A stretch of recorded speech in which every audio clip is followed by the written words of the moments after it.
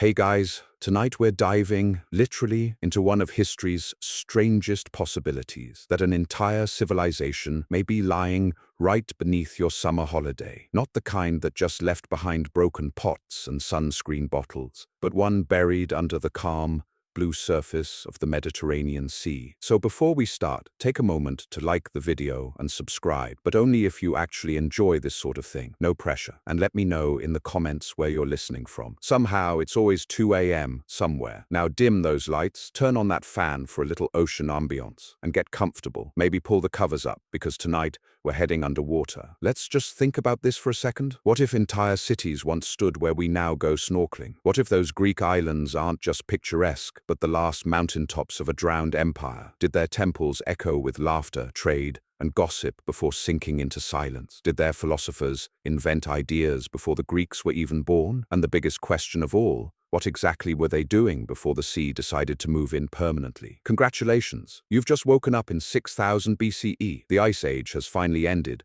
the Mediterranean is rising, and your house, congratulations again, is about to become beachfront property in the worst possible way. The air is warm, thick with salt, and heavy with the smell of wet earth. You wake to the sound of gulls and waves, unaware that the sea is creeping closer each year. Villages cling to the coasts, farmers till fertile deltas, and traders paddle reed boats along what will one day be the floor of the sea. Nobody suspects that the land beneath their feet is already trembling with change. It's an ordinary morning in a world that's about to vanish. The horizon gleams in soft gold, and the sea looks harmless, like a sleepy pet pretending it doesn't bite. The fishermen are already out, pulling in nets of silver fish, and children chase each other along the muddy banks, leaving footprints that, ironically, will one day fossilize under 30 meters of salt water. You stretch, yawn, and squint at the sky. The gulls circle low today. You think nothing of it. You never do. Breakfast smells like roasted grain and the faint tang of yesterday's catch. You share it with your family beside a fire built from driftwood that has somehow drifted here before the sea itself did. Your neighbor stops by to complain, again about the strange tides. The water keeps finding new ways to flood his storage hut, and he swears the shoreline has moved. You smile politely. Everyone's been saying that lately, like it's the weather's fault, or maybe the gods. Let's talk about those gods. There's one for the wind, one for the rain, one for whatever mysterious thing makes the cows give milk, and another who seems permanently offended by boats. People leave offerings of bread and shells near the shore. The priests say the ocean is alive, a living spirit, vast and unpredictable. You, of course, don't believe that. You just wish it would pick another place to live. By mid-morning, the heat thickens. The air grows heavy, not just warm, but expectant, as though the whole world is holding its breath. You go about your chores anyway, mending a net, stacking reeds, brushing sand off the steps that lead nowhere but back to the sand. Life here runs on habit, and habit has a kind of magic. It lets people ignore the obvious. The tides creep higher with every moon, but you've learned to build your door just one step higher every season. Problem solved, right? From the distance comes the sound of distant thunder. Soft and lazy. It's inland, over the hills, and you shrug it off. What could it possibly mean to you? The earth has always groaned and shifted. Sometimes it feels like the ground itself sighs under the weight of everything we build on it. But today it's louder, a low vibration, almost musical, the sound of something enormous adjusting itself far below your feet. At noon, traders arrive from a neighboring village, their canoes stacked with obsidian blades, salt cakes, and baskets of grain. They gossip about a shoreline that vanished overnight further west. The sea ate the trees, one man says. You laugh. It sounds ridiculous. The sea doesn't eat trees. But later, when you walk to the edge of the water, you see a line of driftwood that wasn't there yesterday. Whole roots tangled in seaweed, black and slick. You look up, then quickly back down, unwilling to connect the dots. The afternoon fades into a glassy calm. The water reflects the sky so perfectly that it's hard to tell where one ends and the other begins. Somewhere beneath that calm, the land groans again, slow, deep, and ancient. You don't feel it through your feet this time. You feel it through your chest, like a heartbeat that isn't yours. The animals sense it too. The goats bleat restlessly. The birds take off in jittery waves, and even the dogs refuse to drink from the shore. As the sun sets, painting everything in copper and rose, you sit by the fire and stare out at the horizon. The sea looks closer tonight. You tell yourself, That's impossible. It's just the light playing tricks. But as darkness falls, the tide slides farther inland than you've ever seen, licking the edges of the village like a curious beast. You think of the old stories your grandmother used to tell, of worlds swallowed whole, of gods washing the earth clean when men forgot to listen. You laugh them off, of course. You've got nets to mend and fish to gut. And yet as the waves whisper against your doorstep, there's a flicker of unease. Something deep inside you, older than memory, older than words, knows that this morning will not come again, that the next time you wake, the world you know will already be half gone. The air is still thick, still warm, still filled with salt and the smell of wet earth. But now it carries something else too, the quiet breath of the sea, inhaling before it finally decides to take everything back. Before the Mediterranean we know, there was a patchwork of lakes, rivers and grasslands stretching between Europe and Africa. Herds of cattle wandered where dolphins now swim. People fished in freshwater pools where octopuses later built their lairs. You live in a world balanced on the edge of transformation, one that thinks it's permanent. It isn't. It's hard to imagine, but the sea hasn't quite arrived yet. The horizon isn't a single gleaming sheet of blue. It's broken into glimmers of rivers and lakes, connected by soft deltas and marshy channels. You could, theoretically, walk from what will one day be Sicily all the way to Tunisia if you don't mind getting your ankles wet and your sandals ruined. The air smells of wild mint, damp clay, and a hint of danger. It's the kind of smell that tells you the earth is planning something, but hasn't told anyone what yet. Everywhere life is overflowing. Reeds line the shallows, and herons pick at the water's edge with the haughty patience of old philosophers. Your neighbors are busy gathering freshwater mussels and cattail roots, while your cousin, the one with too much confidence and not enough sense, is building a hut on what he swears is high ground. You suspect it's not. You've watched the water inch closer every year. It's shy about it, but determined, like someone quietly moving into your house, 1 inch at a time. You spend your mornings fishing, your afternoons repairing nets, and your evenings listening to frogs that sound suspiciously like gossiping old women. You think this life will last forever. Everyone does, because how could it not? The rivers feed you, the soil loves you, and the stars look close enough to touch. It feels like the beginning of time itself. But history is rarely kind to things that believe they're at the beginning. Let's talk about the world beneath your feet. You walk on grasslands that were once seabeds and will soon be seabeds again. The earth here is a restless thing, and you can almost feel it breathing. Sometimes, when the wind is just right, you swear you can hear a distant hum, the soft grinding of tectonic plates, like a world-sized stomach rumbling. The mountains to the north are slowly peeling apart, and the low valleys are quietly sinking, though nobody notices. You're too busy figuring out how to make a fishing hook from deer bone. At night you sit around the fire and listen to the elders tell stories about the deep blue beyond. They say the gods once flooded a world beyond the hills, a punishment for pride, greed, or possibly just bad luck. The story always ends the same. The water never stops once it begins. You smile politely, pretending not to glance at the growing wetlands stretching toward your home. Superstition, you tell.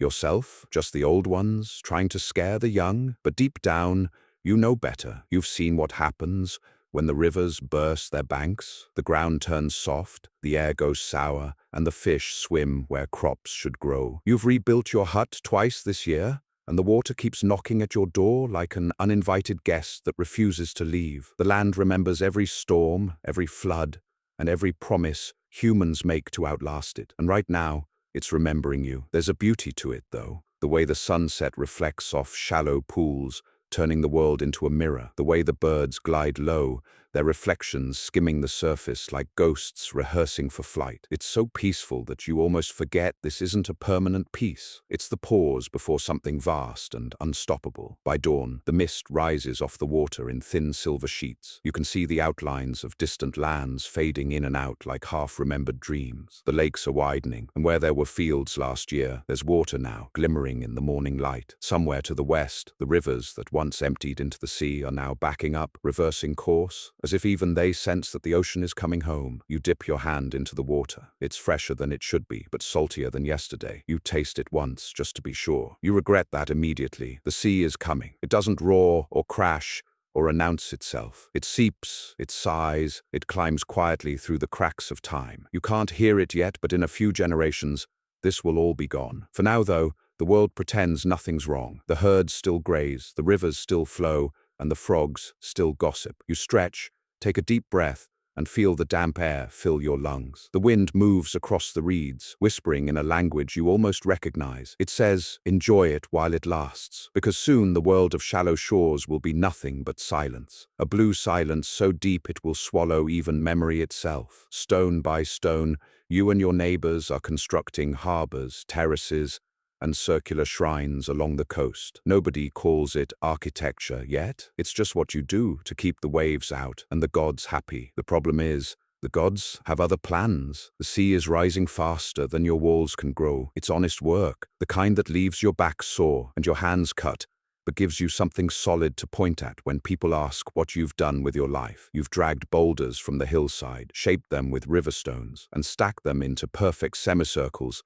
that cradle the water like cupped hands. When the tide rolls in, the waves slap against your new walls with an approving hiss. You think you've finally outsmarted the sea. You're wrong, of course, but it's a nice moment. The mornings are filled with noise, hammering, shouting, laughter, the splash of water as someone drops yet another stone into the wrong place. You work shoulder to shoulder with people whose names you don't even know. You're united by one goal, to hold back the ocean, and by one shared delusion, that you actually can. Every few days, the tide creeps just a little higher, as if mocking your progress. Someone jokes that the gods are just measuring how tall to make the next wave. Nobody laughs for long. Let's talk about the craftsmanship. These harbors aren't crude. They're astonishing, perfectly aligned with the sun and moon, built from interlocking stones that fit so precisely you could slip a reed through the cracks if you could find one. The older builders insist it's all about balance. You don't fight the water, they say. You convince it to stay. You nod, but deep down you're not convinced water can be reasoned with. It's the same conversation you'd have today with your plumber, just wetter and more fatalistic. Every evening, you gather by the shore, watching the waves glow orange under the setting sun. The harbors gleam like wet mirrors, and you feel a strange pride. You're building something that feels eternal. You don't know it, but one day divers will swim over these very stones, brushing away sand to reveal your handiwork. They'll call it prehistoric architecture. You'll call it Tuesday. Meanwhile, the sea keeps playing its quiet, patient game. One morning, you notice cracks in the outer wall. You patch them with mud, then sand, then prayers. It holds for a while. But that night, the wind changes. The waves pound harder, sharper,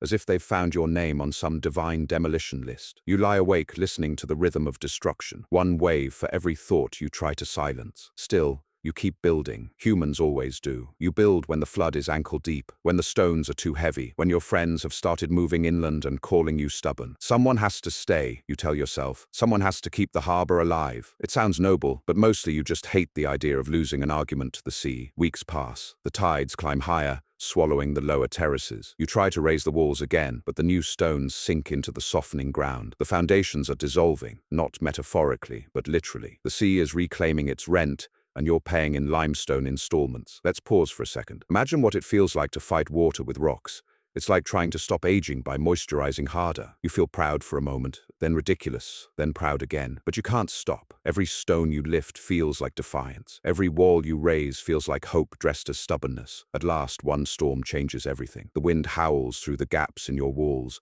and the ocean surges past like an angry landlord collecting overdue prayers. You run for higher ground, shouting, for others to do the same. Behind you, the waves rip through the harbor, lifting stones like toys, scattering centuries of work in a single night. By morning, nothing remains but a jagged crescent of rubble glistening in the surf. You return the next day, barefoot and silent, walking among the shattered walls. The sea looks calm again, innocent, almost smug. You reach down, pick up a small, smooth pebble, and toss it back into the water. Fine, you mutter. You win. The ocean answers with a lazy ripple that feels suspiciously like applause. Generations later, the water will have the final word. Your harbors will lie beneath layers of silt, seaweed, and myth. Divers will find them and wonder how such precision existed before civilization began. They'll take photos, make documentaries, write academic papers, but they'll never quite understand the feeling, the mixture of pride and futility that came with stacking stone against tide. Because long before history began, you were already doing what humans do best, building beautiful things that the universe has no intention of keeping. You wander through a bustling market where traders shout in dialects older than language. Clay pots, dried fish, obsidian knives. Someone argues over the price of salt. Today, this place lies 120 feet below the waves, near what modern divers call Pavlopetri, Greece. The cobbled streets still exist, frozen mid-trade, proof that commerce once thrived where now only currents move. The air hums with noise and life. You can smell everything at once: the brine of the sea, the smoke of cooking fires, the faint sweetness of crushed figs baking in the sun. Merchants sit cross-legged beside their goods, baskets of olives, necklaces of shell beads, fish strung up like offerings. The place feels alive, chaotic, and oddly familiar. You could almost mistake it for a farmer's market in any modern town, except here the currency is gossip, and half the customers still believe thunder is just the gods arguing over dinner. The stone streets are slick from last night's tide, but nobody seems to care. Children chase one another between stalls, splashing through puddles. Dogs circle the fishmongers, tails wagging, practicing their best "I'm starving" faces. You haggle with a man selling obsidian blades, volcanic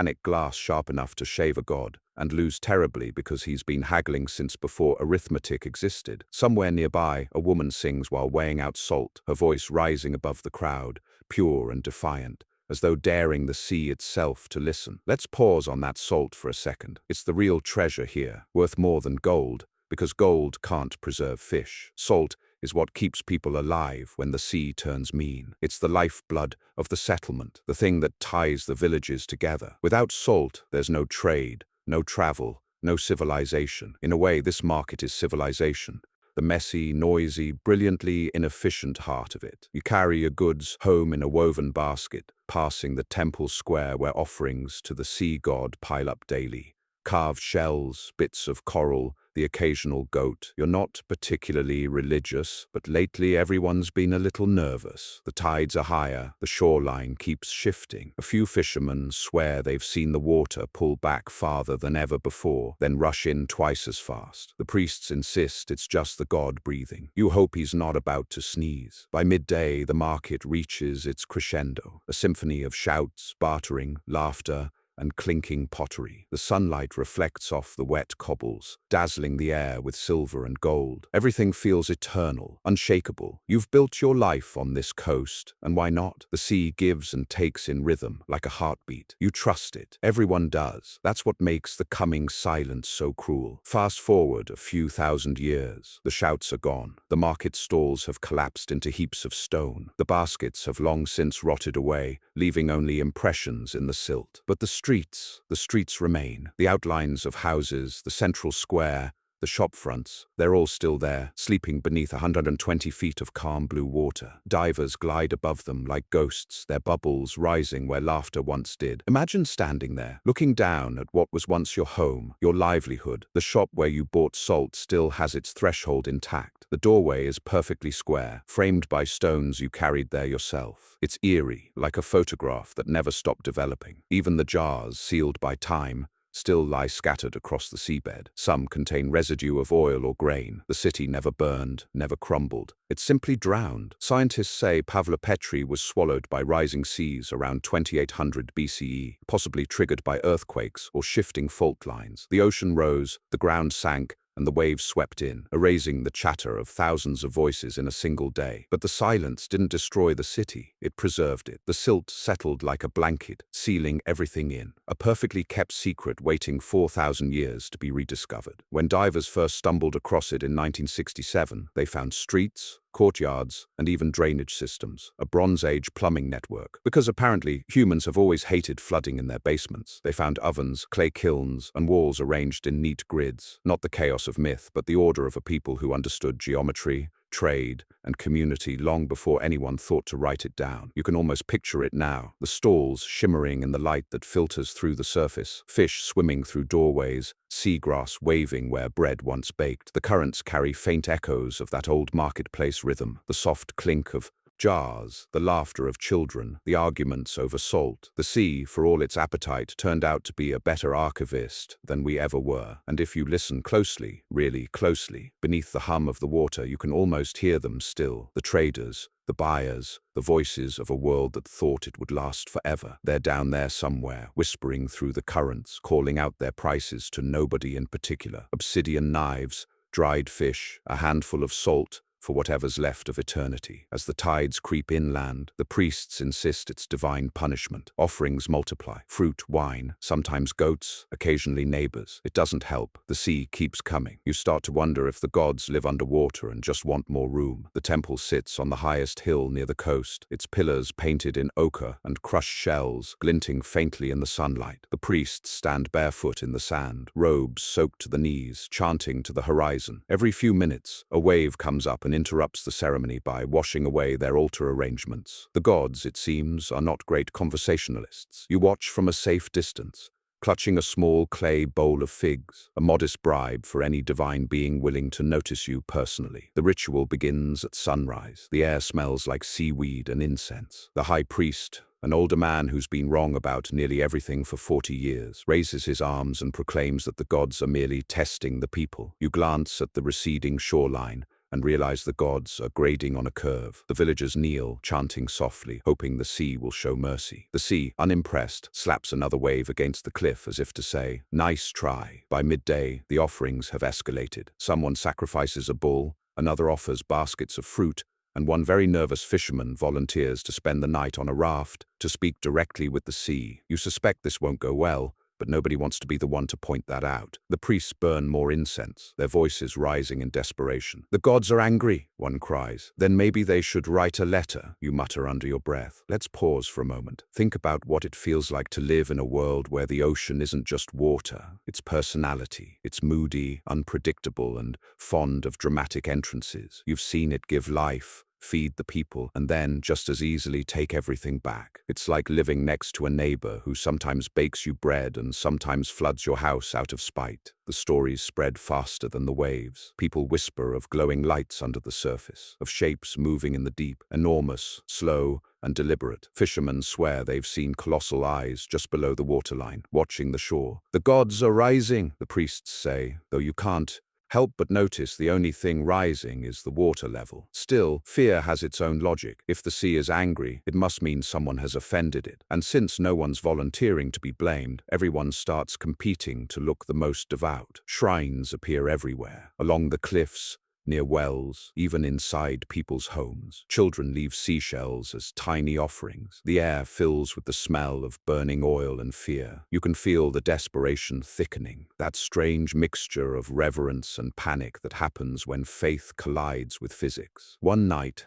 as the tide presses against the village walls, you dream of the sea speaking to you. Its voice is slow, deep, and surprisingly polite. "I'm not angry," it says. "I'm just expanding." You wake with salt on your lips and a feeling that makes you question everything. Maybe the gods aren't punishing you. Maybe they're just moving in. When morning comes, the priests declare a miracle. The water has stopped rising. Everyone cheers. You dare to believe them. Then, before dusk, the wind shifts, and the next tide surges higher than ever. The cheers turn to silence. The priests wisely begin recommending prayer from higher ground. As the waves roll over the first row of homes, you climb the hill toward the temple, clutching what's left of your belongings, a few tools, a small carved charm, and the last of the figs. You look back once, watching the water swallow your village. The temple bells ring behind you, not from human hands, but from the wind itself. Somewhere out in the deep, thunder rumbles, not from a storm, but from something older and larger than storms. You stand before the temple, drenched and shaking. The high priest lifts his hands again, voice trembling. "The gods demand obedience." The sea answers with a single towering wave that crashes into the courtyard and drags half the altar into the abyss. You can't help but laugh. "Guess they got it," you say quietly. By nightfall, the temple is half submerged, and the priests have run out of prayers. The survivors gather on what's left of the hilltop, staring at the endless horizon. The gods of the drowning lands have won,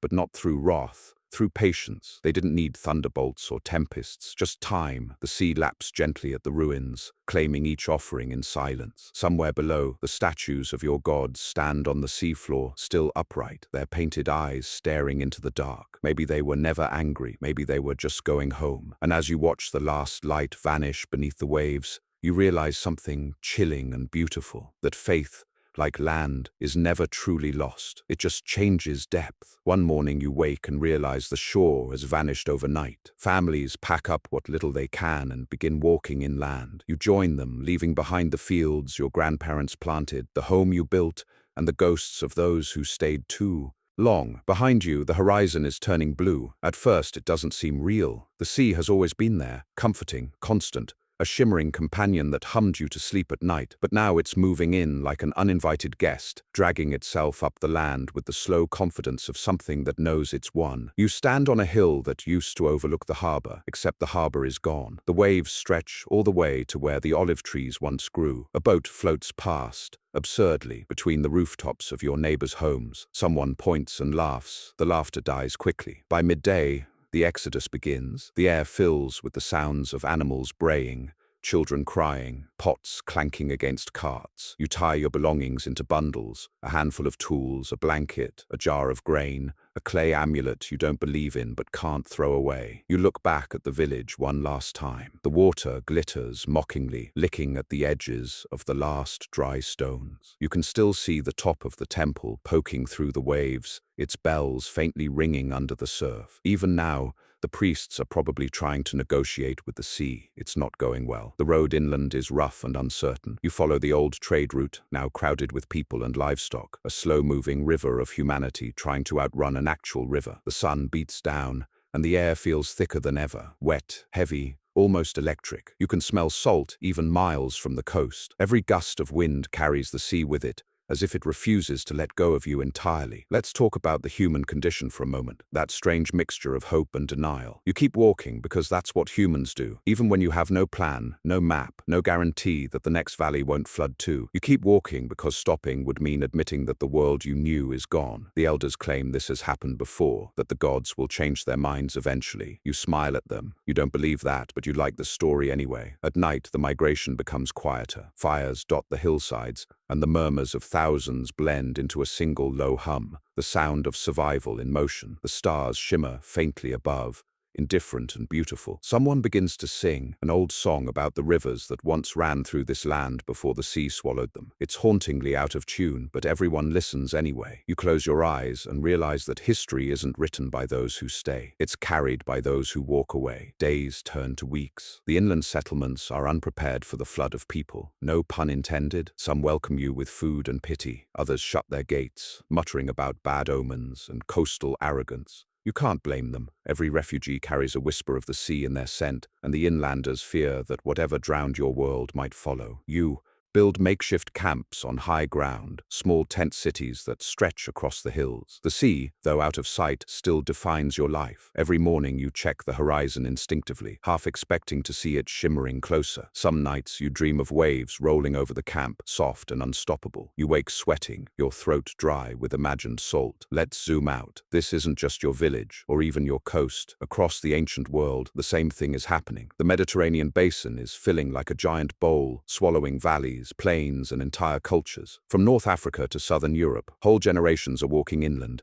carrying seeds, stories, and the faint smell of the sea on their skin. The flood is slow enough to survive, fast enough to erase memory. By the time your grandchildren are born, the ocean will be the only home they've ever known, and they'll call it beautiful. Eventually, the migration stops. You settle in a fertile valley miles from the coast. It's strange here. The air is dry, the soil red and stubborn. You plant again, this time with caution. Every night, you tell your children stories of the world beneath the waves, the harbors, the temples, the markets, the shimmering streets. They listen wide-eyed, as if you're describing a dream. Maybe you are. Sometimes, when the wind blows from the west, you catch a faint whiff of salt. It makes your heart ache and your skin prickle. You can almost hear the waves again, their rhythm buried in your blood. You close your eyes and see it clearly. Your village, the fields, the laughter, the gulls circling overhead. It's all still there, somewhere under the blue horizon, waiting in silence. And that's the cruel magic of it. You can leave the sea, but the sea never really leaves you. Thousands of years later, divers descend into silence. They find walls, courtyards, roads, and doorways that open into nothing but water. Fish dart through what were once kitchens. Coral grows where fire once burned. It's a ghost city, but one that still feels freshly abandoned, like everyone just stepped out forever air and forgot to come back. At first, the divers don't believe what they're seeing. It looks too deliberate, too precise. Stone blocks aligned in straight lines, foundations laid out like the fingerprints of a forgotten mind. You can almost picture them blinking behind their masks, bubbles rising from their regulators in disbelief. They shine their lights over thresholds buried in sand, their beams slicing through a haze of drifting plankton. Every movement stirs up memories, fine dust suspended like time itself. You drift with them through this underwater labyrinth, your heart beats slow, echoing faintly in your ears. The sea hums around you, not empty but alive with ghosts. The walls still stand waist-high, some even taller, their corners sharp enough to defy millennia. A staircase rises from the silt, leading nowhere, its steps carved by hands long dissolved. The divers touch the stone, brushing away barnacles and algae, and there it is, the unmistakable pattern of human intention. Someone built this. Someone lived here. Let's talk about what that means. We like to imagine that history started when someone decided to write things down. But here, beneath the waves, is proof that stories can exist without words. The city speaks through geometry, through the way the streets curve toward the light, through how the walls seem to embrace the spaces they once protected. It's a form of memory that doesn't need language, a memory carved in limestone and sealed in salt. One diver swims into what looks like a small courtyard. The sand is smooth, undisturbed, except for the faint trace of a circular outline, a fire pit maybe, or the base of a column. Around it, fragments of pottery lie half-buried, their edges softened by time. He picks one up and turns it over in his hand. It's still warm, somehow, not in temperature, but in presence. You can almost feel the ghost of its purpose. Maybe it once held olive oil. Maybe it once fell from someone's trembling hands when the sea arrived too quickly. The divers move deeper. Their flashlights sweep across what appears to be a road, lined with low walls that once marked doorways. Through one, a moray eel peers out like a landlord inspecting unwelcome guests. Above, sunlight filters through the water in pale gold ribbons, illuminating broken columns that stand like ribs of a sleeping giant. This place doesn't feel ruined. It feels paused, as though at any moment someone might swim up carrying a basket of figs and ask what you're doing in their kitchen. Scientists debate the age and origin of these ruins. Some say they're from the Bronze Age, a settlement swallowed by the sea around 2800 BCE. Others whisper that they're older still, survivors of a civilization erased before Egypt even dreamed of pyramids. The truth, as usual, lies somewhere between arrogance and wonder. But regardless of what year you stamp on it, the feeling remains the same. This city is proof that memory can drown and still remember itself. Let's zoom out for a second. The seabed around the Mediterranean is littered with ruins just like these. Pavements beneath the Black Sea, walls off the coast of Malta, steps descending into blue off the shores of Israel. It's as if the entire sea were once a museum of human persistence, now sealed in a glass case of water. Every dive becomes an act of archaeology and empathy. You're not just studying the past, you're intruding on it. As the divers ascend, their bubbles drift upward like lost prayers. The city fades beneath them, receding into its blue shroud. For a moment, the water seems to shimmer, light catching on stone, flickering as though candles were still burning down there. It's an illusion, of course, but one that feels heartbreakingly human. You can almost hear faint echoes of laughter, the clatter of pots, the rhythm of sandals on stone. The sea has turned their lives into music, a song written in salt and sung for no one. When the divers resurface, they speak quietly. There's a reverence in their tone, the kind people use in cathedrals. It felt alive, one says. Another adds, it didn't feel ruined, just waiting. And that's the strange, beautiful truth about these drowned worlds. They're not dead, they're sleeping. The ocean isn't a grave, it's a library, vast and patient, where every ruined wall and lost jar is just another story being gently rewritten by the tide. So when you look out over the Mediterranean today, its calm blue stretching endlessly toward the horizon. Remember this, beneath that glittering surface lies not emptiness but continuity. Whole cities, whole lives, still whispering in the quiet. The waves above may move endlessly, but below them time has stopped, perfectly, peacefully, forever caught between breath and silence. Geologists call it the Zanclean Flood, when the Atlantic broke through the Strait of Gibraltar around 5 million years earlier, refilling the entire basin in a geological instant. But smaller floods followed. Around 6000 BCE, melting glaciers pushed sea levels higher still, fast enough to swallow coasts, slow enough for nobody to notice until it was too late. You can't argue with a planet in thaw. To the people living through it, it didn't feel like a catastrophe. It felt like weather. The tides were a little higher each year, the storms a little stronger, the rivers a little less predictable. You'd lose a field to flooding one season and rebuild the next, assuming that next time things would go back to normal. Humans have always been optimists that way, especially when denial comes cheaper than moving house. But nature doesn't negotiate. The last ice age had left the planet bruised and melting. Massive ice sheets in the north, Greenland, Canada, Scandinavia, were bleeding fresh water into the oceans, and that water had to go somewhere. It poured south, filling every hollow and valley. The ancient Mediterranean basin, already full from earlier floods, began creeping higher again, inch by patient inch. No divine punishment this time, no angry gods, just physics doing its quiet, merciless work. Let's talk about how slow catastrophe works. Fast disasters, earthquakes, eruptions, meteor strikes make for great legends. They're dramatic, noisy, and over before the storytellers can catch their breath. Slow disasters, though, are far more dangerous. You don't see them happening. They unfold at the speed of boredom. A few inches of sea level rise a year, a few more the next, until one morning you realize your front door opens directly into the ocean. For generations, coastal communities adapted without realizing they were adapting. Houses were built on stilts, fishing replaced farming. The old trade routes inland became more important than the ones along the shore, and every time the sea stole another field or temple, people simply moved uphill a little more, muttering something about bad luck or a restless season. The irony, of course, is that they were witnessing climate change in real time. They just didn't know the term yet. Meanwhile, the planet was busy rearranging its plumbing. The glaciers melted, the rivers overflowed, and the very shape of the continents shifted under the weight of their own recovery. Geologists today can still trace the fingerprints of those floods, the layers of silt, the drowned riverbeds,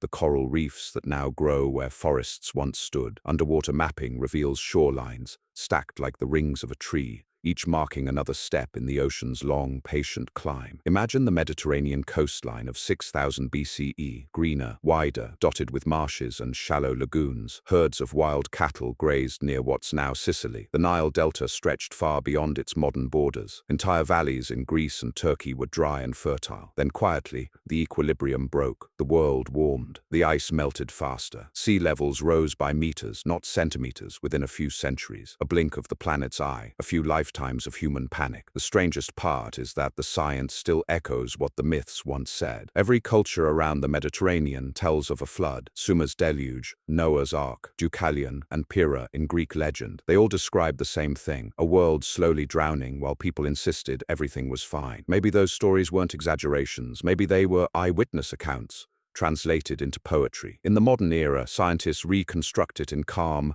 clinical language: post-glacial sea level transgression. It sounds almost polite. The data shows that by around 6000 BCE, the sea had climbed over 30 meters compared to its ice age minimum. That means entire river systems, Rhone, Po, Nile, shifted their mouths inland. Coasts vanished, islands appeared. To the people living there, it must have felt like the world itself was breathing differently. Let's be honest, if you were there, you'd probably do what they did: blame the gods, build a wall, make another offering, tell yourself that this time the tide would stop. It's comforting to think disasters have motives, that the sea rises because someone angered Poseidon instead of because physics is relentless. But the truth is colder, simpler, and somehow more awe-inspiring. The Earth doesn't need reasons, it just moves, and yet there's something poetic about it. The same slow thaw that drowned cities also created new worlds. The rising seas connected the Mediterranean to the Atlantic, shaping coastlines, birthing islands, and carving bays that would one day cradle empires. From destruction came geography. From loss came the map of the modern world. So when we peer through them,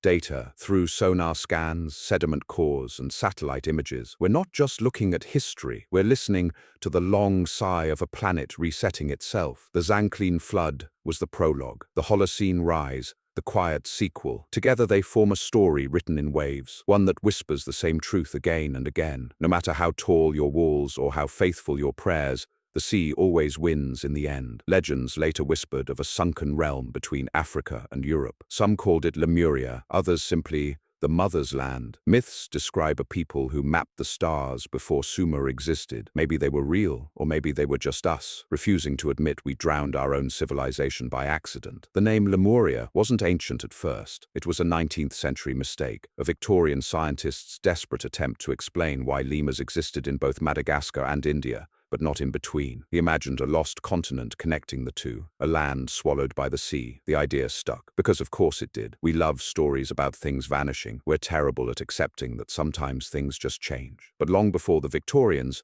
the whispers were already there, in the myths of half a dozen cultures that circled the Mediterranean and beyond, a land that once bridged Africa and Europe, a place where the sky was studied, where the tides were charted, where stone temples mirrored constellations now forgotten. To some, it was paradise. To others, a warning. You can almost hear the ancient storytellers murmuring beside the fire. Once, there was a land that knew too much of the stars, and when it forgot humility, the sea took it back. Let's talk about these so-called architects. The myths describe them as builders, astronomers, navigators of impossible precision. They supposedly mapped the precession of the equinoxes, a cosmic wobble that takes 26,000 years to complete. Without telescopes or math textbooks, they built structures aligned with the rising of Sirius, Orion's belt, and the Pleiades. And if that sounds familiar, that's because it is. The same alignments show up later in Egypt, Malta, and even in the megalithic temples of Sardinia. Coincidence? Maybe. But coincidences have a funny way of surviving longer than logic. Archaeologists find traces of these alignments scattered like breadcrumbs across the basin. The temples at Gantija in Malta, the cart ruts that lead straight into the sea, the strange spiral carvings that mirror star paths. To scientists, they're relics of early farmers with a knack for symmetry. To believers in Lemuria, they're blueprints, the fingerprints of a lost civilization that once spanned the shallows of the Mediterranean before the water rose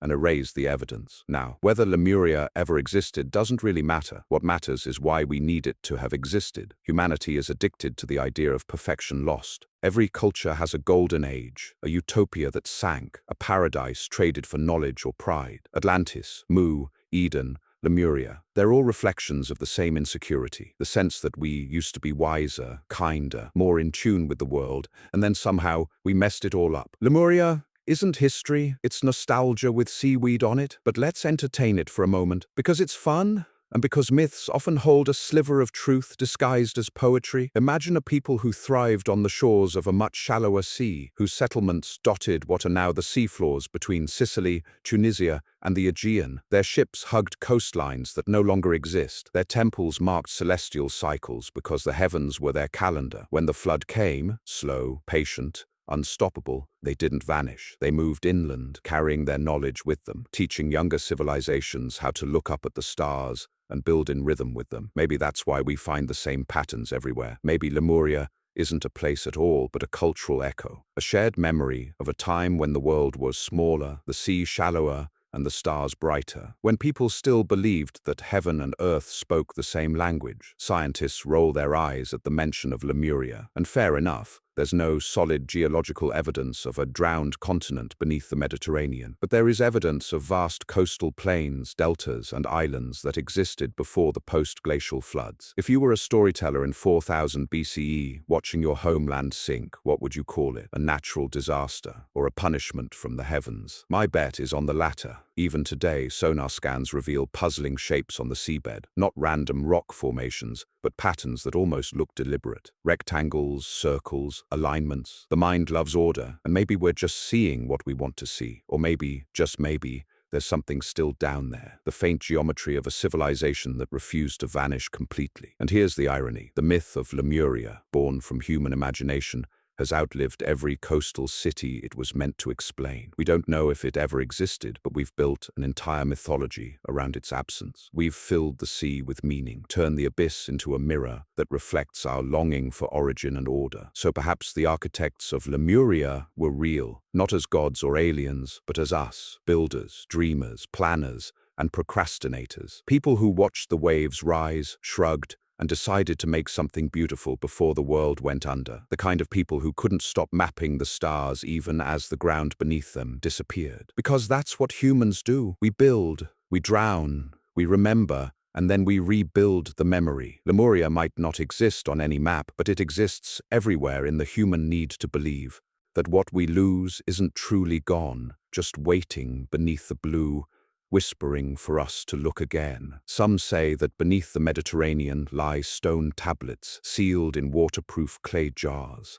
libraries of a lost people. Others call it wishful thinking. But when sonar scans reveal right-angled structures off Cyprus, even scientists pause, because nature rarely builds perfect rectangles, and history rarely admits when it's been rewritten by salt water. The idea sounds impossible, doesn't it? A library under the sea. But the ocean has a habit of keeping secrets. It buries things slowly, wraps them in silence, and waits for someone curious enough to ask the right questions. You can almost imagine it. Shelves of stone, carved corridors, and jars stacked neatly like sleeping thoughts, each holding a story that hasn't been told in 6,000 years. Maybe it's myth, maybe it's memory disguised as myth. Let's start with the evidence, or rather the whispers of it. Off the southern coast of Cyprus, sonar surveys have mapped what appear to be geometric shapes on the seafloor. Long corridors, perfect angles, intersecting lines that look unnervingly human. Divers who've gone down there report massive slabs of limestone, arranged in deliberate formations. Some scientists shrug it off as natural erosion. Others quietly are less sure. They use words like anomalous and inconclusive, which in academic language means, we have no idea what this is, but please don't quote us. If these structures were built, then they belong to an age before recorded history, a time when writing itself was just a dream waiting to be invented. But here's where the story gets strange. Some ancient texts, particularly fragments from Egypt and Sumer, speak of containers of knowledge hidden away from the flood, knowledge meant for the survivors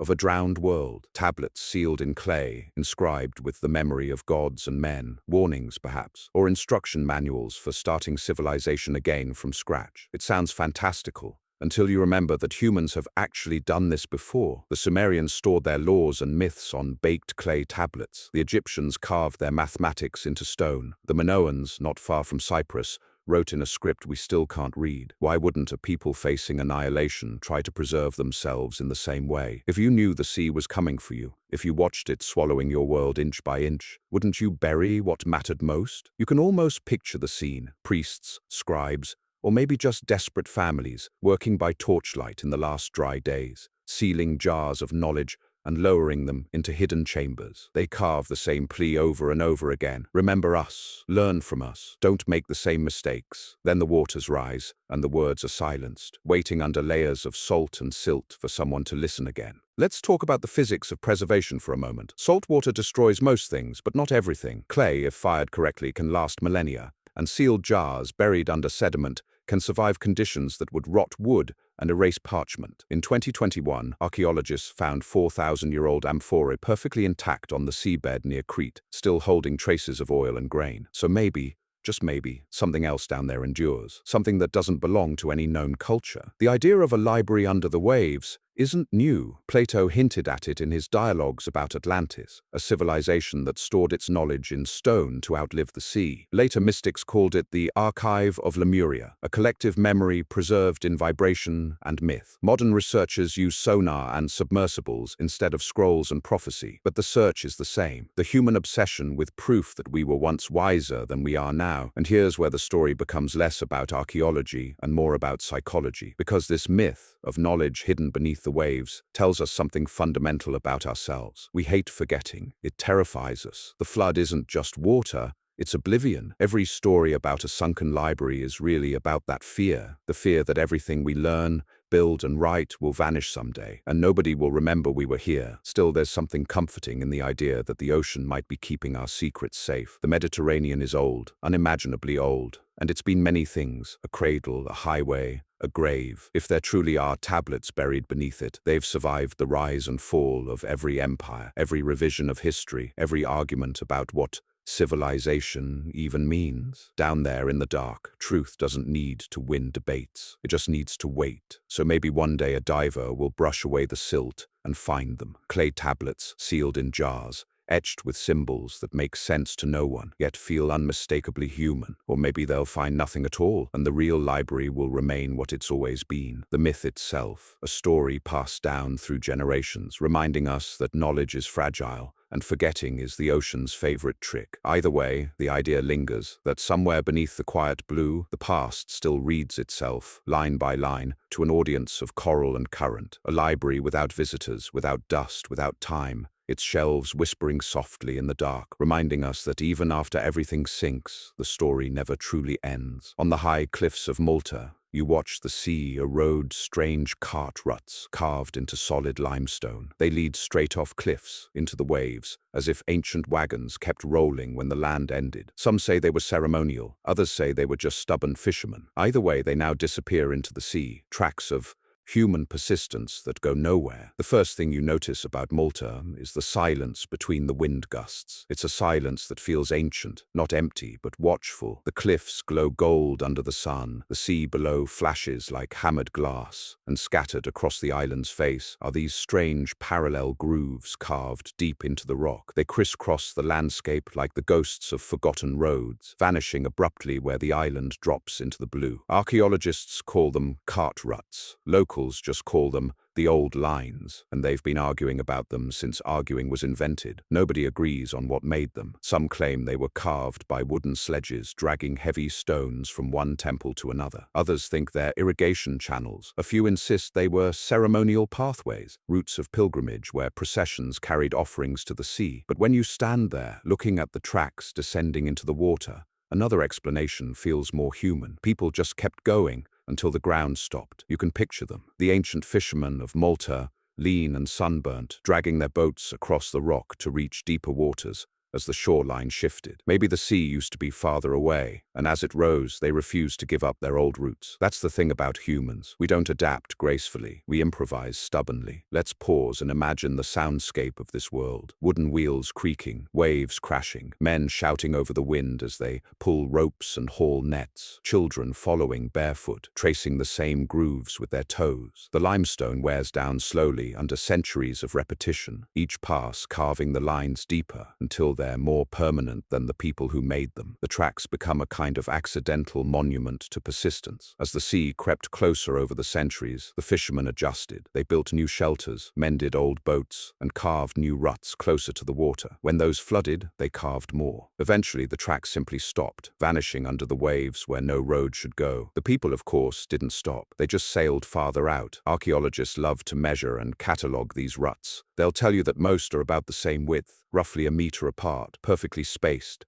as if designed for something wheeled. But there are no wheels. There never were. The stone itself is too soft. Any cart would have sunk and snapped within days. So what were they doing? One theory suggests they dragged wooden skids loaded with salt, fish, or quarried stone across wet limestone, leaving behind deep impressions that hardened over time. Another says they were made by sledges greased with animal fat, sliding downhill toward boats waiting below. It's all guesswork, the kind of mystery that makes historians lose sleep and fishermen roll their eyes. Because to the people who made them, there was no mystery, just necessity, just another day of hauling, sweating, and muttering at the gods for making the fish swim farther every year. The ruts are what survival looks like when you don't have time to write things down. Let's zoom out for a moment. Malta's cliffs are like a cross-section of time, layers of rock and story stacked together. The cart ruts slice through them like scars. They're older than the pyramids, older than Stonehenge, and yet they tell the same story. Human effort pressed into earth. The temples nearby, at places like Hagar Chim and Manadra, show that this island wasn't just a stopover. It was a hub, a place where knowledge and craftsmanship flourished, where people aligned stones with stars and built shrines that still catch the solstice light with eerie perfection. But the cart ruts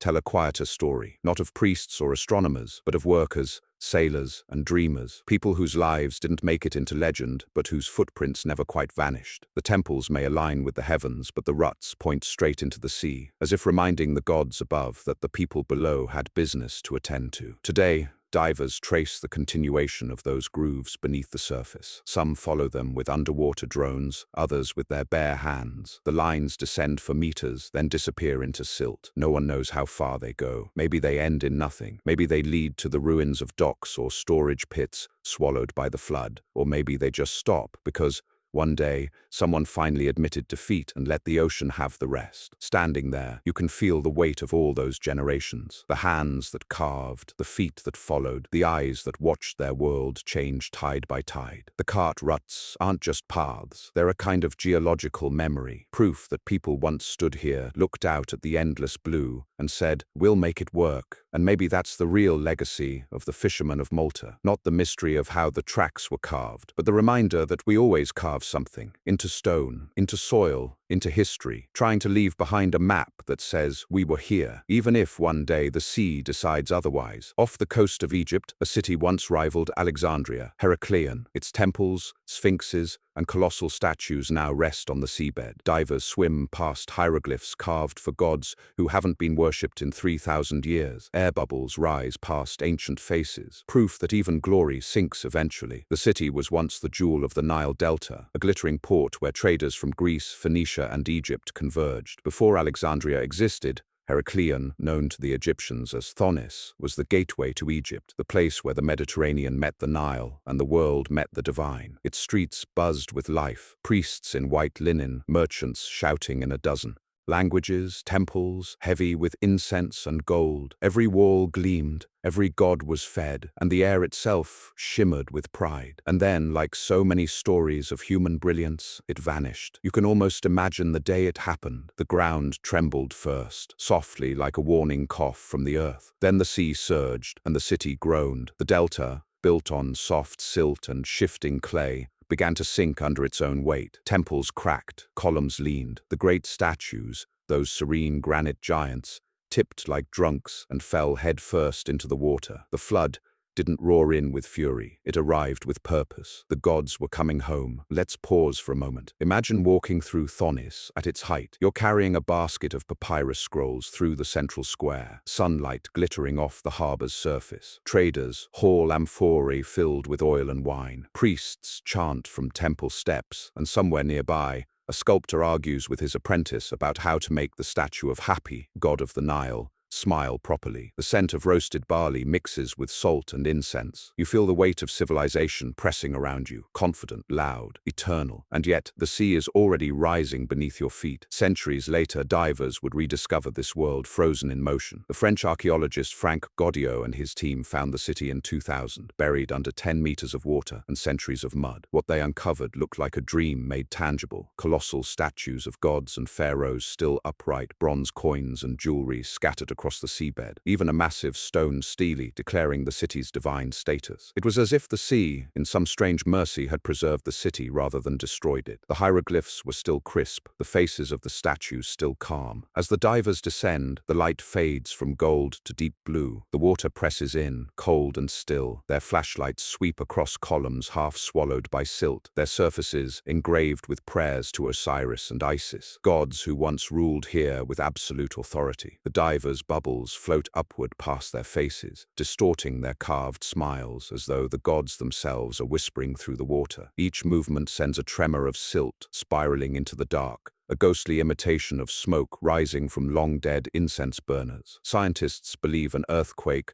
or a series of them, triggered the city's fall. The soft ground of the delta liquefied, the land gave way, and Thonis Heracleion slipped beneath the waves, slowly enough for people to run, but too fast for them to save anything. Imagine that moment, priests clutching relics, families dragging their possessions through knee-deep water, the sacred fire sputtering out as the temple floors cracked. Civilization doesn't always die in battle. Sometimes it just sinks, and yet the city didn't disappear from memory. Herodotus wrote of it centuries later, describing its temples and its festivals in honor of Heracles. Sailors told tales of a drowned city visible through the waves on clear days. Even myths have good eyesight, it seems. But eventually the sea covered it completely, turning the memory into rumor and the rumor into myth. Now, as modern divers move through its avenues, they become part of its story. Their flashlights glint off the eyes of statues that once watched processions of priests. Their bubbles rise through temple roofs, now home to fish. A sphinx, its face serene and unreadable, stares upward through 6,000 years of silence. If you listen closely, you can almost hear it breathe, a slow, echoing sound that vibrates through the water, like a whisper from a god who forgot he was forgotten. Let's be honest, there's something hauntingly poetic about it. A city built for the gods ends up living with them. The same temples that once celebrated the triumph of civilization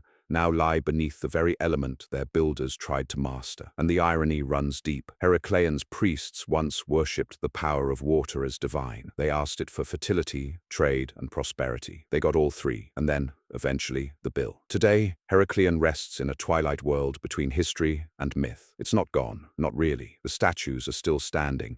the columns still proud, the hieroglyphs still legible. They simply traded air for water, dust for silence. And maybe that's fitting. Some cities are too sacred to crumble. They just decide to dream underwater. So when you picture Thonis Heracleion now, don't imagine ruin. Imagine endurance. Imagine a city that refused to vanish, that chose to sink rather than be forgotten. Its columns may whisper only to fish and divers now, but the message remains the same. Glory fades, power drowns, but beauty, somehow, always finds a way to breathe again. You've heard the name before, Atlantis. It's like history's greatest inside joke, half philosophy, half fever dream. Plato swore it lay beyond the Pillars of Hercules, but maybe he was only off by a few hundred kilometers. Maybe Atlantis wasn't mythical, just Mediterranean, and very, very soggy. Every time someone mentions Atlantis, a part of you rolls your eyes, and another part leans in. It's irresistible. The story's too good to die. An advanced civilization destroyed in a single day and night of misfortune, swallowed by the sea for daring to outshine the gods. It's the world's favorite cautionary tale. The problem? Plato made it up, probably. But like all great stories, it refuses to behave. For something that supposedly never existed, Atlantis has an impressive number of possible postal codes. Let's start with what Plato actually said. Around 360 BCE, he wrote Timaeus and Critias, dialogues meant to explore ideal societies and moral decay. In them, he describes Atlantis as a mighty island empire, technologically sophisticated, politically corrupt, and geographically gorgeous, situated beyond the Pillars of Hercules, which we now call the Strait of Gibraltar. According to him, Atlantis tried to conquer Athens, failed, and promptly drowned, a neat moral lesson wrapped in disaster porn. But since then, everyone from philosophers to scuba divers has been trying to turn his metaphor into a map. And here's where the Mediterranean gets suspiciously crowded. For centuries, people have claimed Atlantis wasn't in the Atlantic at all. It was right here, under the blue calm of the inland sea. Santorini, Malta, Cyprus, Crete, even southern Spain, all have auditioned for the role. If Atlantis had a real estate agent, they'd never sleep. The most famous candidate is Santorini, once known as Thera. Around 1600 BCE, its volcano erupted with such force that it erased half the island and blackened the skies across the eastern Mediterranean. Entire settlements disappeared overnight. The nearby Minoans, arguably the most advanced civilization of their age, collapsed soon after. They had plumbing, frescoes, and palaces so luxurious they'd make a Roman blush. If that doesn't sound like Atlantis, what does? Divers exploring the sea around Santorini still find ruins buried in volcanic ash, like a snapshot of life interrupted mid-sentence. Streets, pottery, staircases, all perfectly preserved under layers of pumice. It's the same eerie stillness found in Pompeii centuries later. The theory goes like this. Plato heard garbled Egyptian stories about this disaster, folded in some moral lessons, and voila, Atlantis was born. Philosophers call it allegory. Conspiracy theorists call it evidence. But let's not stop there. Malta, with its mysterious megalithic temples and the ruts that run straight into the sea, has also thrown its hat into the ring. The temples of Hagar Kim and Menajdra are older than Stonehenge, aligned with the solstices, and built with such precision that archaeologists still argue over how Bronze Age farmers managed it without wheels or metal tools. When you stand there on the cliffs, watching the horizon shimmer, you can almost believe you're standing in the ruins of something more than human, a civilization erased not by arrogance, but by geography. Of course, others insist Atlantis lay off Spain, near Cadiz, where satellite images show strange concentric patterns beneath the sand. They call it the Doñana Marsh theory. The circles look suspiciously like Plato's description of Atlantis, a city of rings alternating between land and sea. Scientists say it's just an ancient river delta. The internet says it's the lost capital of the world. Take your pick. But here's the uncomfortable truth. Every lost city, every drowned ruin, every whisper of an ancient flood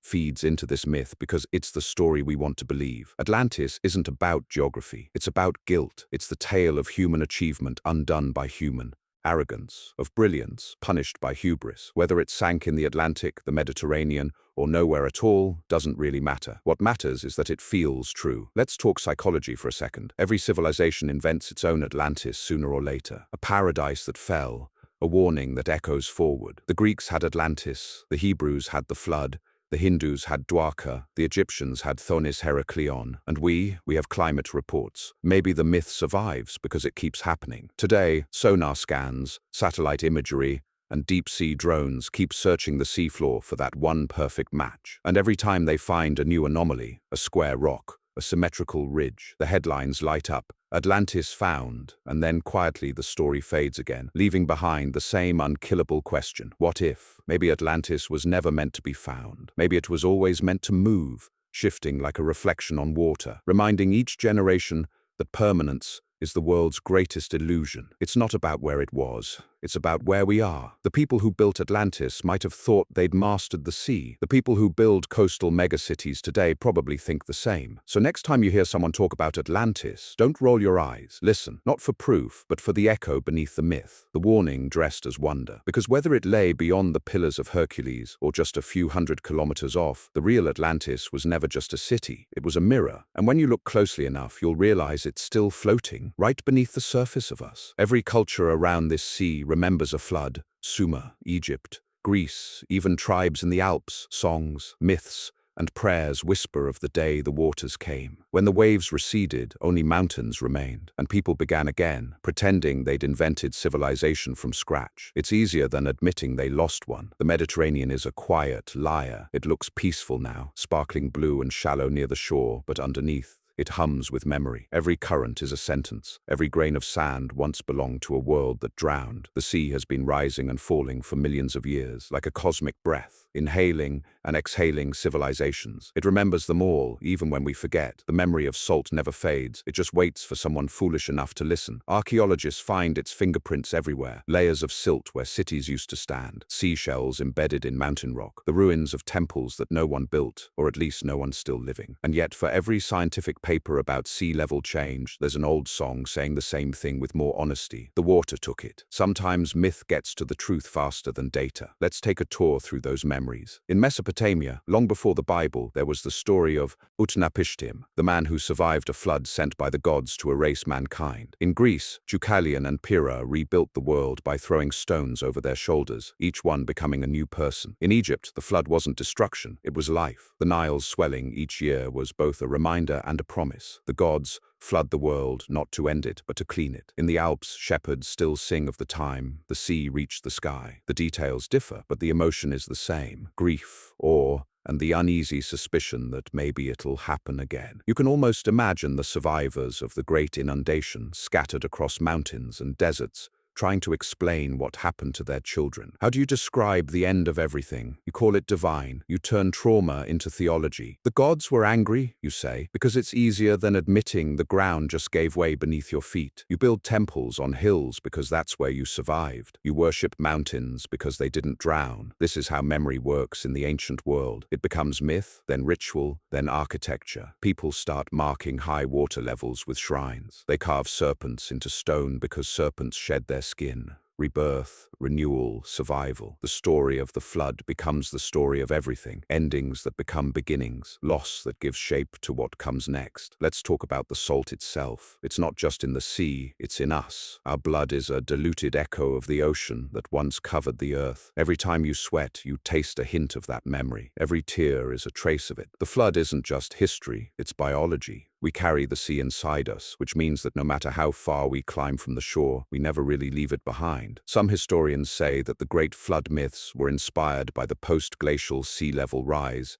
when coastlines vanished and entire populations were displaced. Others say it's psychological, a universal metaphor for loss, but maybe it's both. The world doesn't separate science and story as neatly as we do. To the people who lived through it, data and myth were the same language. They measured truth in symbols, not statistics. Even now, the Mediterranean keeps revealing fragments of its memory: submerged walls off the coast of Greece, pottery off Israel, roads vanishing beneath the waves of Turkey. Each discovery feels like the sea whispering, "See, you've been here before?" Because we have. Humanity is a species with chronic amnesia. Every time the tide resets the map, we tell ourselves we're the first to draw it. But deep down, there's a reason we're obsessed with apocalypse stories. It's not fear of the future. It's déjà vu. We've lived through the end of the world before, and part of us remembers. The flood myths are just the mind's way of keeping score. They remind us that civilization is fragile, that permanence is an illusion, and that the sea never truly forgets a debt. So next time you stand at the shore, listen closely. The waves aren't just noise, they're stories repeating themselves. You'll hear the hush of cities that once stood where the water now curls, the faint hum of markets and laughter drowned long ago. And if you stay long enough, you might feel it too. The ancient, impossible truth that we've always been rebuilding, always rising from the tide, always pretending this time will be different. Because that's the real memory of salt. It's not destruction, it's persistence. It's the taste of history on your tongue. The reminder that no matter how many times the world sinks, we always find a way to float again. Now, as the moon glows over the Mediterranean, you lie adrift on calm water. Beneath you stretch the ruins of villages, walls, and forgotten gardens. Somewhere below, a clay pot still holds a child's necklace, untouched for 7,000 years. The sea hums softly above it all, as if guarding the memory of the world before it learned how to drown. The surface looks so peaceful, it's easy to forget how much lies underneath. The water is glass tonight, perfect, infinite, silent. You float there, half awake, half dreaming, listening to the slow heartbeat of waves against your ribs. The moon paints a silver path across the sea, a bridge of light that leads nowhere. You could almost believe it was trying to show you something, some hidden truth shimmering just out of reach. Beneath you, time has no meaning. The cities below don't feel ruined, they feel asleep. The courtyards are dusted in silt instead of sand. The roads softened into whispers. Amphora lie scattered like punctuation marks in a story the sea keeps retelling to itself. Fish weave through crumbling doorways where laughter once lived, and coral blossoms from the mouths of statues that used to pray. It's not decay, it's metamorphosis. The sea isn't a graveyard, it's a womb that never stopped giving birth to ghosts. Let's talk about stillness for a moment, the kind that hums beneath the noise of living. The Mediterranean has been everything: riverbed, desert, empire, battlefield, and yet in its quiet hours, it feels like a single, endless breath. You can almost hear it exhale under the moonlight, as if releasing the weight of millennia. Somewhere down there, the wrecks of Phoenician ships rest beside Greek amphorae and Roman anchors, all tangled together like threads in a tapestry that nobody finished weaving. Every ruin below has a story: a farmer's lost plow rusting beside a temple column, a necklace shaped like a star made for a girl who never saw the tide turn, a tablet carved with names that no one can pronounce anymore. The sea keeps them all, unjudging and unhurried. It's the planet's oldest archivist, cataloging everything humans leave behind: our triumphs, our mistakes, our breakfasts, our gods. You can almost picture it, filing away each civilization under a single label: tried. And yet there's no bitterness in the sea's memory. It doesn't mourn, it simply continues. The waves rise, fall, and rise again, patient as stone. The moon above reflects back at you like an unblinking eye, ancient, detached, almost amused. You're just another ripple in its story, another air bubble rising through ages of sediment. If you listen closely, you might even hear the faint echoes of the world beneath: the clink of pottery, the whisper of markets, the low chant of priests calling to gods who forgot their own names. For a moment, you close your eyes and imagine diving down. The water cools as you sink. The light fades from gold to green to blue. The pressure builds in your ears. You pass a fallen statue, its face worn smooth, its eyes hollow but kind. You touch the stone and feel the temperature difference. It's cold, but it's alive in its own way. Around you, fish scatter like fleeting thoughts. You hover above the ruins, suspended between worlds, and it dawns on you: this is what eternity feels like. Not fire or judgment, but quiet continuity. When you break the surface again, the stars have rearranged themselves. The air tastes of salt and sleep. The sea rocks you gently, as though acknowledging your visit. The moon glows higher now, its reflection fractured into 1,000 tiny mirrors. Each one holds a memory of a harbor once alive with music, of lights flickering in windows that no longer exist, of hands weaving nets that would never be pulled again. You realize that the sea doesn't guard the past to hide it. It guards it to soothe it, to keep it from fading into nothing. The ocean is the planet's dream state, where history rests until it's ready to be remembered. All those cities, all those people, all those moments, they haven't vanished. They're just asleep, murmuring under the waves, waiting for someone to listen. So you float there, under a moon older than every ruin below you, and you finally understand why the sea is always whispering. It's not mourning the past. It's rehearsing it, over and over, softly, endlessly, so it never forgets the sound of being alive. And as you drift into sleep yourself, lulled by the rhythm of waves and the soft hiss of ancient water against your skin, the line between past and present dissolves completely. The sea keeps breathing, the moon keeps watching, and somewhere, far below, the drowned world dreams on, peaceful, eternal, and perfectly still.